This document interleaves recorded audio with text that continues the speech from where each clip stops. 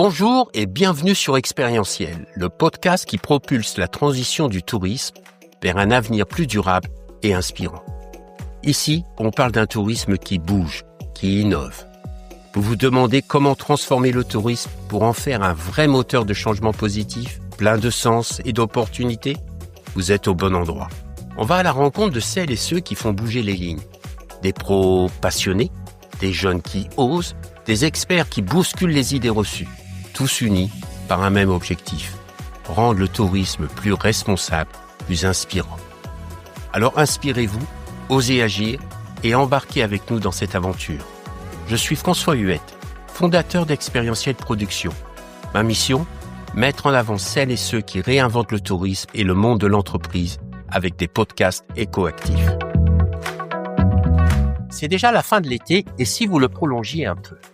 Du 26 septembre au 2 novembre, le mois de l'écotourisme, le MIT, vous donne rendez-vous partout en France et autour de la Méditerranée pour vivre des expériences uniques.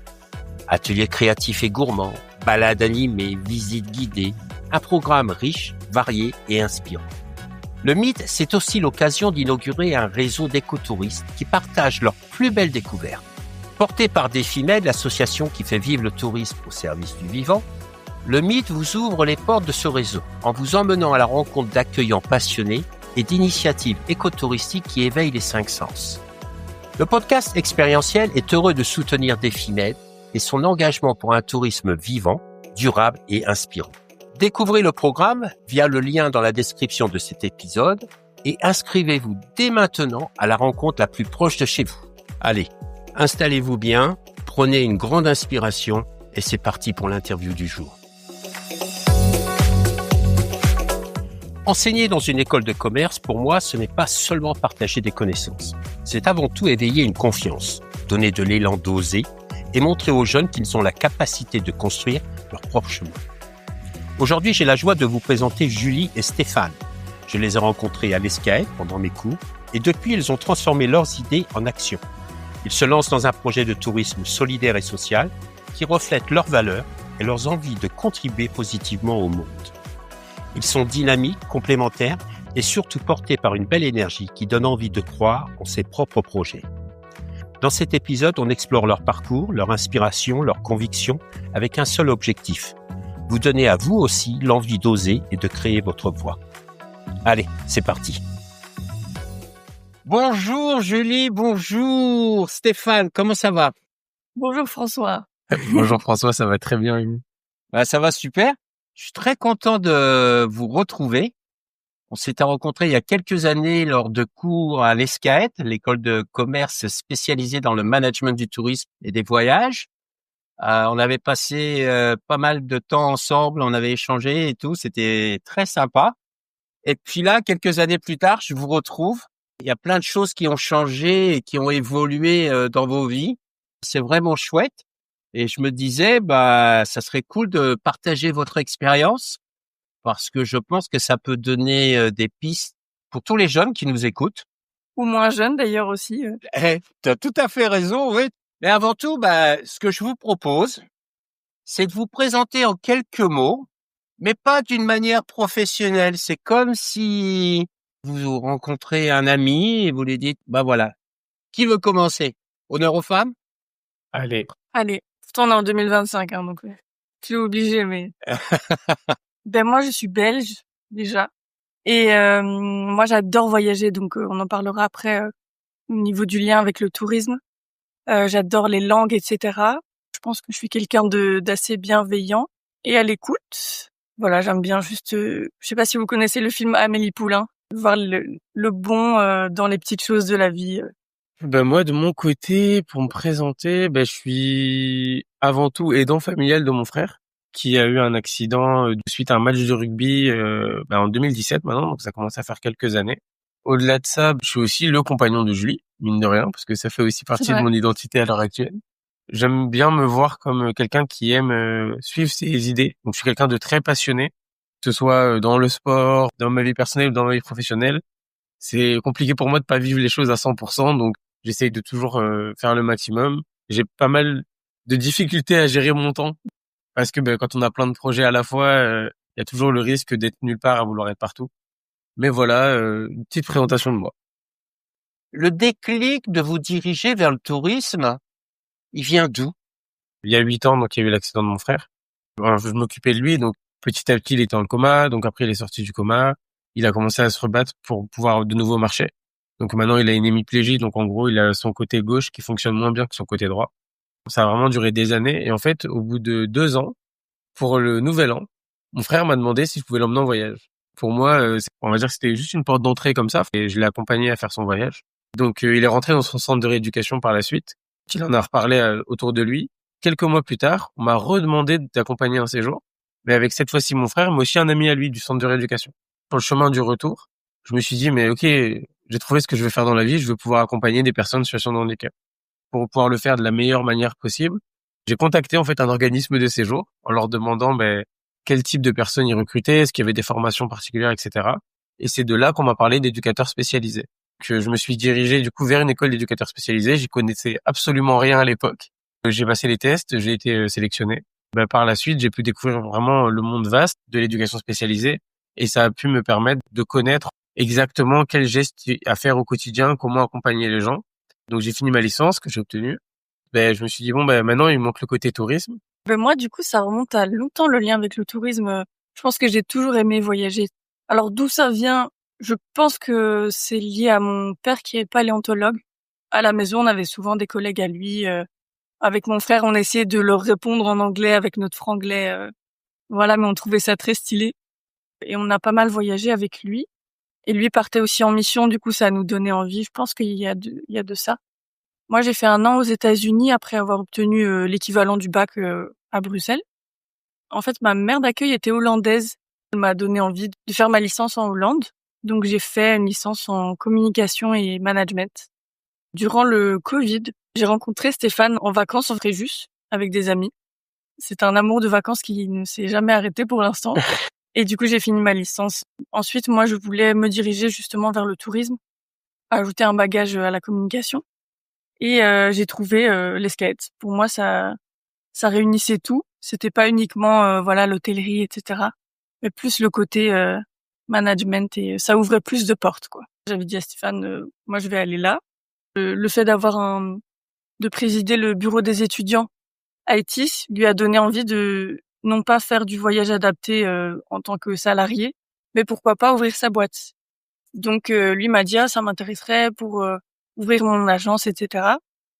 Au fil des mois, on s'est dit mais pourquoi pas créer ce projet ensemble et réunir les forces que moi avec la communication, les langues et lui plutôt avec le management et sur le terrain. Petit à petit, ça s'est fait, on a fait les skates. Et là, maintenant, on se fait même incuber par Pépite Packers. Mais c'est des dispositifs qui existent un peu dans toute la France. Évidemment, les cours nous ont bien aidés. Et à partir de septembre, notre projet il a aussi été sélectionné par Live for Good. C'est un incubateur, on va dire aussi au niveau national. On a des campus à Paris. On va rencontrer vraiment des gens qui viennent de tous les coins de la France. Donc c'est cool parce que ça nous permet d'avoir vraiment tout un écosystème et c'est autour de l'économie sociale et solidaire. Parce que c'est vrai qu'on en a pas parlé pour l'instant, mais nous, notre projet, c'est vraiment l'idée que ça fasse un cercle vertueux, de pouvoir faire partie de l'économie sociale et solidaire. C'est un peu la volonté de ce projet-là. Et donc, cet incubateur va nous aider à choisir les statuts les plus adaptés pour pouvoir développer le projet comme on aimerait le faire. Au départ, ce projet, c'était une idée. De quelle manière les cours de l'ESCAET vous ont aidé à formaliser d'une certaine manière dans votre tête votre projet?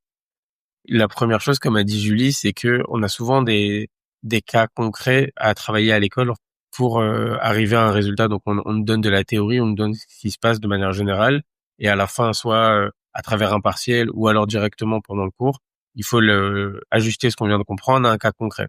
Et donc, nous, dans ce cas-là, vu qu'on était mis par petits groupes, à chaque fois, on saoulait nos nos collègues de promo parce qu'on voulait l'adapter à du coup notre future agence adaptée. Donc, à l'époque, on l'appelait pas Just Travel, hein. On va dire que ça, c'est la première étape. Mais la deuxième étape, et c'est vraiment le cœur et c'est ce qui est le plus important, pourquoi on a choisi les skates, c'est qu'en fait, il y a un module entrepreneuriat à les skates. Et donc, il y a un partiel sur le développement d'un projet. Et donc, la première année, on l'avait fait en groupe. Mais la deuxième année, ce module-là, on l'a en individuel. On a pris chacun, parce qu'on peut pas prendre le même sujet, Julie et moi. Donc, moi, j'ai vraiment pris le développement de Just Travel, on va dire, avec les idées qu'on avait. Et Julie, elle a pu le mettre sur le plan d'être une DMC pour les résidents belges qui souhaiteraient partir en France. Donc ça nous a permis déjà de voir deux côtés différents et surtout d'aller creuser. Parce que moi, par exemple, Pépite, avec lesquels on a été accompagnés, je les ai trouvés en travaillant sur le module entrepreneuriat, qui m'a permis de passer de l'idée au concret, de mettre en place un business plan, de voir ce qui était viable ou pas viable, de voir quels choix on pouvait faire. Il y a un gros choix sur lesquels on n'était pas d'accord à la base, c'était de faire une agence soit digitale, soit en présentiel. Moi, j'estimais qu'il fallait absolument qu'elle soit en présentiel pour que les gens puissent venir nous voir. Mais en fait, derrière, ça apportait beaucoup de contraintes dont j'avais pas encore idée. Et donc, c'est en discutant et en ayant développé ce projet au sein du module entrepreneurial qu'on a pu se rendre compte, par exemple, que ça serait une agence uniquement digitale. Mais pour autant qu'on garderait le côté rencontre avec chacun des vacanciers qui partiraient d'une autre manière, via un rendez-vous, via, comme tu le disais tout à l'heure, le fait d'être des vieux amis autour d'un café, voilà, nous, c'est comme ça qu'on le voit aussi avec nos futurs vacanciers. Et il y a d'autres avantages aussi. En général, à l'ESCAT, les professeurs sont pas des professeurs lambda. C'est vraiment une personne qui a un métier et qui vient en parler pendant 2-3 jours. C'est des intervenants. Ça nous a pas mal aidé parce que on a vraiment une expérience qui est réelle, pas juste de pédagogie, mais ils ont un bagage professionnel. Souvent, en fin de cours, on posait des questions. Ou, je pense à Chloé Rezlan, qui est avocate en droit du tourisme, qui on est même en contact maintenant. Donc, ça ouvre aussi des portes à des métiers qui nous aident de par leur expérience. Et donc, ces études, elles vous ont permis d'avoir un autre regard sur le tourisme et de l'élargir, de mieux le comprendre, de voir un peu quels sont les différents aspects du tourisme et comment, justement, naviguer là-dessus? Mais complètement. Je pourrais pas le résumer mieux que ça. Mais je pense même que c'est un euphémisme de dire que ça élargit notre regard, parce qu'en fait, nous, on venait pas du monde du tourisme à la base. On a eu, donc, quand on est arrivé en formation, pendant les 3 ou 4 premiers mois, les préambules au tourisme. Ah oui. Et donc, en gros, de octobre à décembre, Ouais. tous les soirs, avec Julie, après les cours et après l'apprentissage, parce que on l'a pas dit, mais du coup, on était aussi en apprentissage, on apprenait, en fait, on va dire, les bases de connaissances qu'il faut avoir dans le tourisme quand on a fait, par exemple, parce qu'il y a beaucoup de nos collègues de formation qui ont fait un BTS tourisme, qui ont fait un bachelor tourisme. Donc nous, on venait pas du tout de ce monde-là. Et donc, du coup, pour pouvoir se mettre au niveau, franchement, ça nous a pris 3 ou 4 mois où tous les soirs et même les week-ends, on allait apprendre, en fait, énormément de choses sur le tourisme. En fait, on a pu se rendre compte à quel point le tourisme était gigantesque.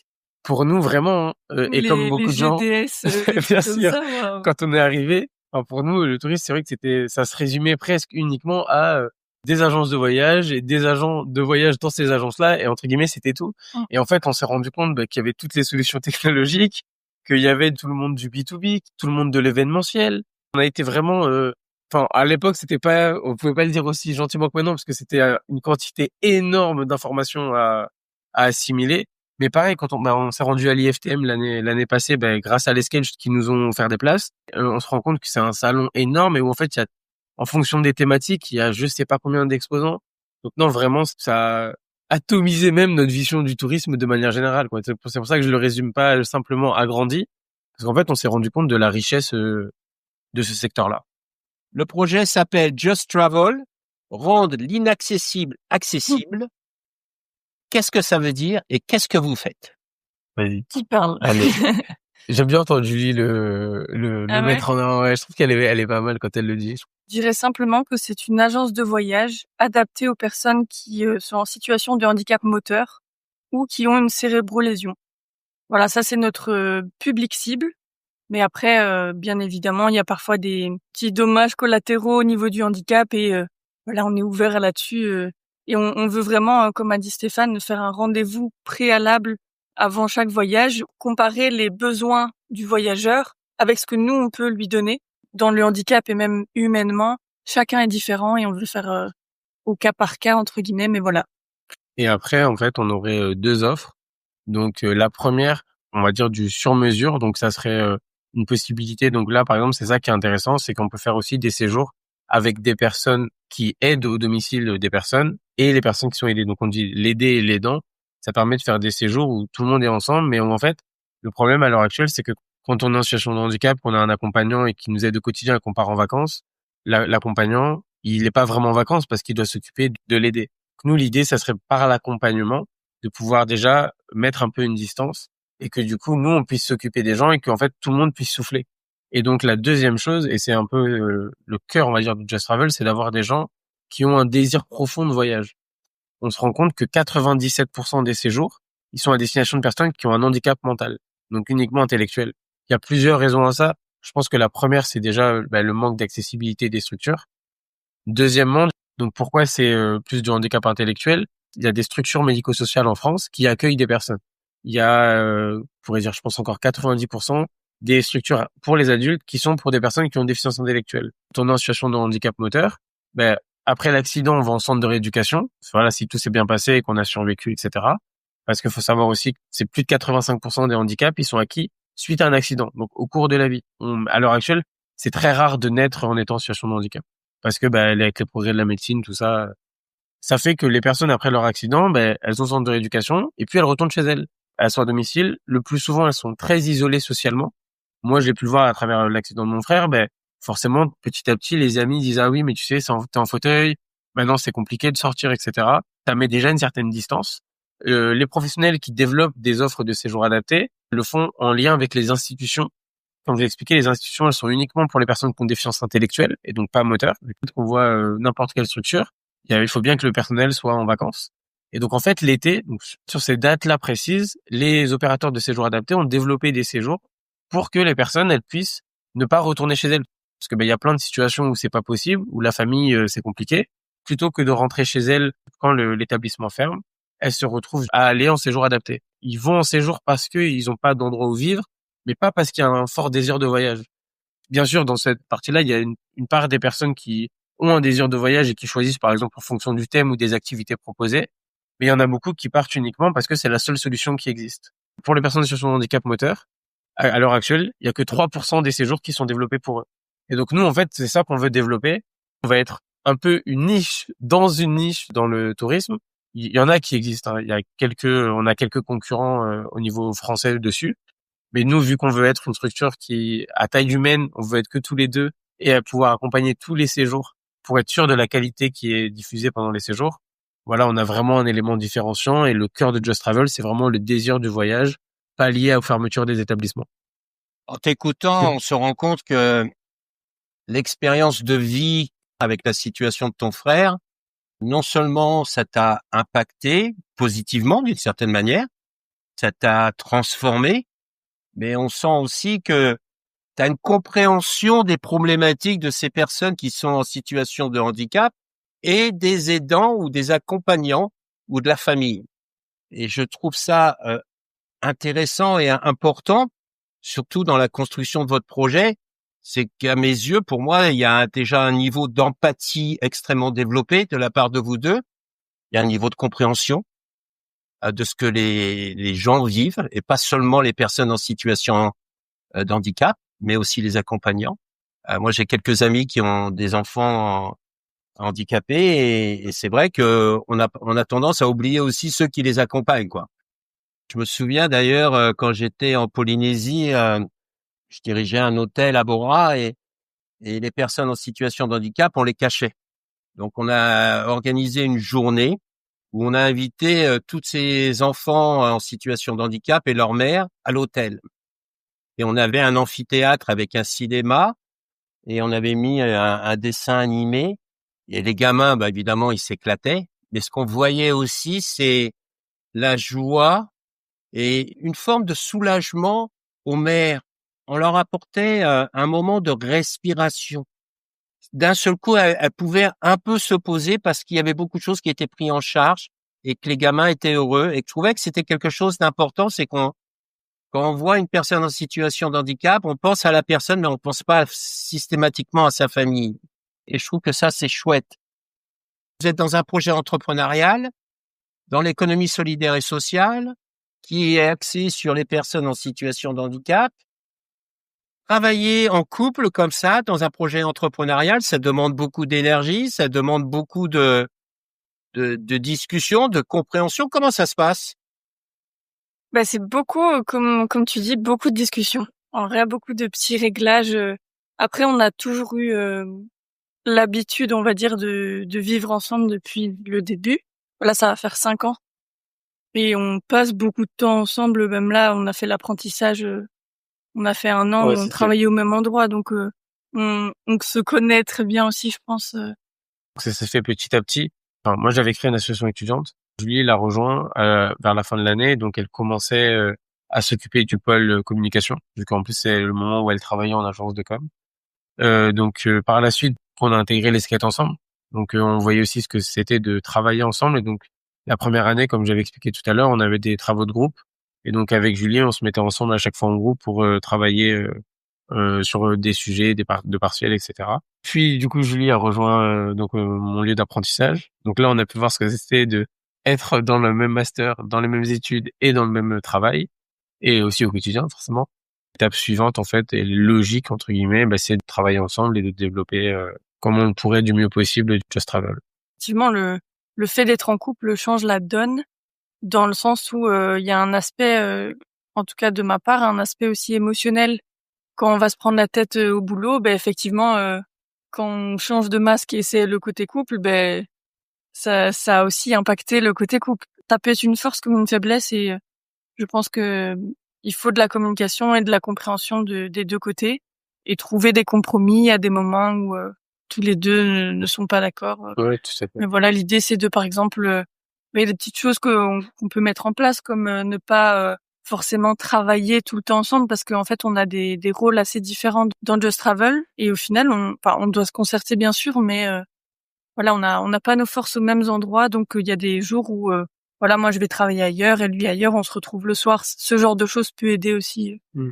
Donc voilà, mais là c'est les prémices, donc Moi, je trouve ce qui est le plus important, c'est que ça permet de pouvoir s'aligner complètement. En fait, moi, j'ai l'impression que autant dans ma vie personnelle que dans ma vie professionnelle, que dans les projets que je développe ou même dans l'associatif, tout a un fil conducteur. C'est intéressant parce que du coup, la personne avec qui on partage sa vie, elle partage aussi tous ces moments-là. Et en fait, entre guillemets, si j'ai cette valeur, je prends un exemple, l'empathie dont tu parlais tout à l'heure, si c'est quelque chose qui est important pour moi, je peux la développer sur tous mes aspects. Et du coup, Julie aussi. Et donc, on grandit tous les deux aussi à travers tous ces différents projets qu'on met en avant. Donc, voilà, pour moi, c'est vraiment une force pour ça. Effectivement, il y a toujours des petits couacs, etc. Mais pour ça, il y a la communication qui permet du coup d'atténuer ou de trouver des solutions aux problèmes éventuels. et à la fois le fait qu'on soit en couple, on se connaît, donc on sait dans quoi on se lance aussi. C'est comme si je connaissais mon collègue d'avance. Ouais, c'est ça. Une question que je me pose, c'est dans votre projet entrepreneurial, est-ce que vous pouvez nous partager quelles sont les difficultés que vous avez rencontrées et comment vous avez pu les surpasser? C'est une bonne question. Je pense que la première auquel on a répondu, c'est l'obtention de la garantie financière. On sait que du coup, pour une agence de voyage, c'est le principal frein à l'entrée financier, parce qu'il faut pouvoir en gros être en mesure de sortir 20% de son chiffre d'affaires de 3 ans plus tard. En fait, la garantie financière, elle aide dans le cas où on organise des séjours à l'étranger et où du coup on ferait faillite, que les personnes qui sont en voyage, elles puissent revenir. Première chose qu'on a fait, c'est que simplement on a développé un projet en fait à la hauteur de ce qui était possible pour nous. En fait, on l'a pris à l'envers. On est parti sur qu'est-ce que nous on voulait faire. Et puis à la fin, on est allé voir comment les chiffres derrière, ils pouvaient se mettre en place pour que ça fonctionne. C'est dans une logique complètement différente. Souvent, enfin en tout cas moi c'est ma vision du entrepreneuriat. L'argent et les chiffres entre guillemets, ils me servent juste à confirmer une vision ou quelque chose que je veux mettre en place. Alors que des fois, on a tendance à vouloir l'inverse, à se dire ok, si je veux pouvoir gagner tant d'argent, il faut que je puisse développer ça jusqu'à ce point-là. Nous, on a pris le contre-pied. C'était voilà, qu'est-ce qu'on peut faire nous au minimum. À partir du moment où je suis capable de me dégager de l'argent, donc même au SMIC la 3e année, je sais que le projet il est viable. Donc après, bien sûr, on fait des hypothèses basses, des hypothèses hautes, mais l'idée c'était de pouvoir faire voilà au minimum combien c'est possible. On l'a vraiment mis à la hauteur de ça, et donc on a fait en sorte d'avoir une garantie financière qui devrait sortir, qu'on puisse totalement assumer. La deuxième chose, et c'est énormément de chance pour nous, on est dans un pays où on est en France, où comme j'ai dit, on a pu avoir de l'accompagnement gratuit donc à la création d'entreprise, et où ça va être encore le cas l'année prochaine. C'est gratuit pour nous, mais c'est gratuit pour personne. En fait, c'est juste qu'il y a derrière des financeurs qui investissent entre guillemets sur nous et sur nos projets. On a la chance, si on fait partie de l'économie sociale et solidaire, il y a aussi des fonds qui peuvent être mis en place pour nous soutenir par rapport à la garantie financière, et que même si on en a une, qu'on ait moins d'argent à sortir. Donc en fait, c'est génial. Et donc, comme je dis, à partir du moment où on a notre, on va dire entre guillemets, notre vision et ce qu'on veut arriver, où on veut arriver, bizarrement, et qu'on en parle aussi, parce qu'on parle aussi du rôle de LinkedIn là-dedans, etc. le fait d'en parler, de fédérer autour de notre projet, ça nous amène aussi des opportunités dont on n'avait pas connaissance. Il y a Virginie Allaire, qui était du coup une ancienne camarade de promotion avec nous, qui connaissait, dans le cadre de son mémoire, la dirigeante de l'ATES, qui a tagué la directrice dessus et qui a dit voilà, eux, vous pourriez les aider pour leur garantie financière. Donc voilà, il y a plein de ponts entre guillemets qui peuvent se faire, voire pour d'autres choses. Hein. Là, je le résume à celui-là parce qu'on était sur cet acte-là, mais il y a plein d'autres choses qui peuvent être solutionnées simplement par le fait de communiquer et de fédérer autour de son projet. Parce qu'il y a plein de dispositifs qui existent, mais on n'est juste pas forcément au courant. Je pense que là, cette année, nous, on a eu des difficultés temporelles. En gros, on était à l'escalette. Donc, on avait nos cours, nos partiels. On avait l'apprentissage en 35 heures. Et on avait tout projet à côté qu'on voulait quand même démarrer. Que les incubateurs, les soirées coworking, etc. On était aussi dans l'association TCAP, une association qui organise un triathlon inclusif chaque année à Nice. En fait, c'est juste jongler entre tout ça et trouver 8 heures de sommeil là-dedans, c'était compliqué. Mais solution planning. Franchement, solution. Moi, je suis à fond dans l'organisation. Les agendas, etc. En fait, de se caler, de tout prévoir à l'avance. C'est ça. Et à la fois de pouvoir aussi pour la santé mentale se caler aussi des moments où on ne fait rien, mais c'est compliqué. Et tenir bon, mais je pense que quand on a, comme dit Stéphane, la vision, le cap, etc., on se met le nez dedans et voilà, là par exemple, on est bien plus libre entre guillemets parce que on a fini notre apprentissage. Là, on a la soutenance le 10 septembre pour le mémoire. Et là, on va pouvoir être à fond sur le projet, donc c'est chouette. Donc je dirais être bien organisé, c'est super important. C'est hyper bateau, mais c'est tellement vrai en fait. De quelle manière cette expérience vous a transformé? Est-ce que vous avez découvert des compétences, des talents, des appétences que vous n'auriez jamais imaginé qui existaient en vous? Moi personnellement, c'était pas trop mon délire de parler en public. Je suis quelqu'un de plutôt pas réservé, mais voilà, c'est pas forcément mon appétence de me mettre en avant. Moi, j'aime bien analyser, etc. Mais voilà, on a eu des concours. C'était pourquoi? C'était par exemple, je pense un hackathon. Et pendant 48 heures, en fait, on devait développer notre projet avec des professionnels. Et à la fin, devoir pitcher devant tout un amphithéâtre de pros. Voilà, avec le micro et la voix qui bégaye. Au plus on fait ce genre de choses, au plus moi je me suis sentie à l'aise de parler en public. Et donc voilà, maintenant c'est quelque chose que j'ai développé. Moi, de mon côté, en fait, au départ, on voulait avoir 8 bras, 8 jambes, être capable d'avoir toutes les compétences et de tout faire par rapport au projet. On voulait, Chacun, tu veux. c'est ça. Oui. On pensait pas du tout à on pensait à la complémentarité, mais on la voyait pas comme ça. En fait, on la voyait comme le fait que l'autre puisse nous apprendre à faire aussi bien que lui telle ou telle chose. Ouais. Petit à petit, on s'est rendu compte que pas du tout et que c'était pas grave qu'il y ait des points. Moi, par Et exemple, que c'était mieux même. c'est ça. Non, mais bien sûr, moi, il y a des points. Moi, la com, faire des visuels, vraiment, c'est pas mon fort. Je vais mettre 8 heures à faire quelque chose que Julie aurait fait en 30 minutes. Ça n'a aucun intérêt à ce que moi, je développe la com. Et donc, pour autant, en fait, de se dire, on n'a pas besoin de savoir tout faire, d'être à 100%, de tout connaître, parce qu'on a la chance de pouvoir s'appuyer sur des gens. Ouais. Et donc, en fait, plutôt de choisir ce qui nous fait vibrer, nous fait kiffer, en fait. Moi, il y a des aspects sur la com, par exemple, répondre aux gens.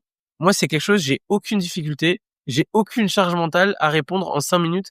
C'est hyper rare que je mette du temps à répondre. C'est le roi de LinkedIn, il a c'est ça. tort. Moi, non, mais vraiment, Moi, je suis pas très réseaux sociaux, par exemple. Moi, vraiment, genre, j'ai de répondre au quotidien des gens à des sollicitations et à des, que ce soit positif ou négatif, hein, vraiment, j'aime bien être en contact avec les gens et discuter avec eux par téléphone.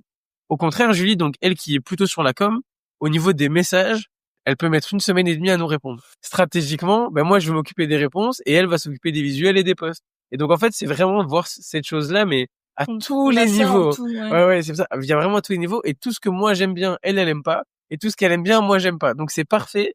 Et du coup, c'est aussi ça qui nous a fait se rendre compte que, et oui, on allait monter aussi un projet ensemble. Parce qu'au début, c'est bien beau d'être en couple, de s'apprécier, d'avoir les mêmes valeurs. Mais si on travaille pas bien ensemble, je pense que c'est voué à l'échec. Et donc, du coup, l'idée, c'était de justement se servir du fait qu'on soit complémentaires pour justement développer de mieux en mieux le projet. Et en fait, le projet arrivera là où il devra arriver parce qu'on met l'énergie qu'on met dedans et parce que ce qu'on fait comme tâche nous fait vibrer, quoi. En tout cas, c'est vraiment ce que je pense. Qu'est-ce que vous aimeriez dire à des jeunes qui ont envie de se lancer, aussi bien dans le tourisme ou dans l'entrepreneuriat, et qui hésitent aujourd'hui encore? Alors moi, je pense que la première chose, bon, c'est un peu à contre-courant, je pense, mais c'est de prendre son temps. Moi, pendant longtemps, donc il y a quand même, enfin même quand on est un homme, je pense qu'il y a quand même une pression plus grande quand on est un homme par rapport à la réussite professionnelle, par rapport à passer les étapes, etc. J'ai mis 7 ans à savoir quel projet je voulais développer. J'avais des compétences, je faisais du travail entre guillemets alimentaire, mais c'était pas ce qui me faisait vibrer, pardon. Et du coup, j'ai mis beaucoup de temps à savoir précisément ce que je voulais faire. Mais une fois que je l'ai trouvé, et donc pour ça, il faut essayer, il faut tenter, il faut aller chercher, il faut aller vraiment creuser pour voir ce qui vraiment nous plaît ou nous plaît pas. On parlait tout à l'heure que j'ai une expertise entre guillemets sur les voyages, sur les voyages des personnes sur handicap, mais c'est parce qu'en fait, ça m'a animé, je suis allé fouiller. Quand on est prêt à travailler 10 ou 15 heures par jour, entre guillemets, sans aucune reconnaissance, etc., pendant un moment, je suis sûr qu'en fait, à un moment ou à un autre, ça va devenir notre métier. Il y a une stat que j'adore, à l'heure actuelle, 85%, on revient sur ce chiffre-là, des métiers qu'on fera dans 50 ans, ils existent pas encore. L'idée, c'est vraiment d'aller chercher ce qui nous plaît et de réussir à en faire un métier, à prendre les différents aspects de sa personnalité qui sont le plus importants. Effectivement, c'est pas facile. Effectivement, on va se heurter à plein de murs. Mais comme j'ai dit tout à l'heure, si on a vraiment le goût de la chose et si c'est vraiment ce qu'on a envie de faire, on trouvera des solutions. Parce qu'on est dans un pays, encore une fois, là je parle vraiment de la France et voilà, il y a beaucoup de choses qui ne vont pas pour certaines personnes, mais il y a aussi beaucoup de choses qui vont bien. Et donc l'idée, c'est de pouvoir nous, en tout cas, voilà, mon échelle avec le parcours que moi j'ai eu, c'est ça qui m'amène à dire que à partir du moment où on veut développer des choses, on est dans un écosystème tellement bienveillant et intéressant dans le cadre du développement d'un projet que du coup, il faut y aller à 100%, quoi. Et toi, Julie? Moi, j'ajouterais que au lieu, j'ai l'impression qu'il y a des gens aussi qui ont une idée en tête et de peur qu'on la leur vole, ils n'en parlent pas. Et je sais que Stéphane avait ça au début. C'est vrai. Et là, je vois avec les années que c'est tout à fait l'inverse. En fait, au plus on en parle, au plus on va avoir, par exemple, des gens qui commentent sur LinkedIn, qui mettent en lien, etc. Et au plus, en fait, le projet va se développer. Donc voilà, vraiment en parler autour de nous. Voilà. J'aimerais juste rajouter aussi les critiques. Parce que souvent, quand on commence à développer le projet, les gens ont tendance à dire toujours « Ah oui, c'est génial, etc. » Mais ce qui est le plus intéressant, c'est quand les gens critiquent et disent « Ah oui, mais ça risque de pas aller bien ou ça risque de pas passer. » Parce qu'en fait, les gens, ça veut dire qu'au moment où on leur donne le projet, ils se projettent déjà, ils voient déjà les difficultés et ils nous en font part. Ce qui est intéressant, c'est qu'au début, on se fait critiquer par rapport au projet, ça tape un peu notre ego. Quand même, ça m'énerve, ce qu'il a dit c'est complètement faux, etc. Ouais, mais déjà si ça t'énerve, c'est que quelque part il y a quelque chose qui est vrai. Et donc va chercher à développer cette solution par rapport à ce problème-là que tu as identifié. Et en fait, toutes les critiques qu'on a, ils renforcent le projet parce qu'il permet justement de pouvoir avancer, de pouvoir aller à des endroits où nous tout seuls, moi par exemple, je sais que je suis tellement dans cet écosystème-là que c'est compliqué pour moi de prendre du recul. Écoutez, je vous remercie tous les deux. Bravo. Bonne continuation. Et je suis sûr que votre message va inspirer des jeunes qui aujourd'hui cherchent un peu leur chemin, se posent des questions, ont tendance peut-être à se dire c'est peut-être très limité dans le tourisme ou quoi que ce soit. Et comme tu l'as dit, en réalité, il y a tellement d'opportunités, quoi. C'est en mouvement, ça bouge. Et tu parlais des 85% de métiers qui allaient disparaître. C'est l'opportunité aussi de créer son propre métier, sa propre niche. Merci beaucoup. Et voilà, c'est déjà la fin de cet épisode expérientiel. On espère qu'il vous a donné envie d'agir, de réfléchir ou simplement de voir le tourisme autrement. Si ça vous a plu, partagez-le autour de vous, parlez-en ou laissez-nous un petit commentaire ou des étoiles. Ça compte beaucoup pour nous. On se retrouve très vite pour de nouvelles rencontres avec celles et ceux qui bougent les lignes et font du tourisme une vraie force positive. Merci de nous avoir écoutés, prenez soin de vous et surtout, restez inspirés.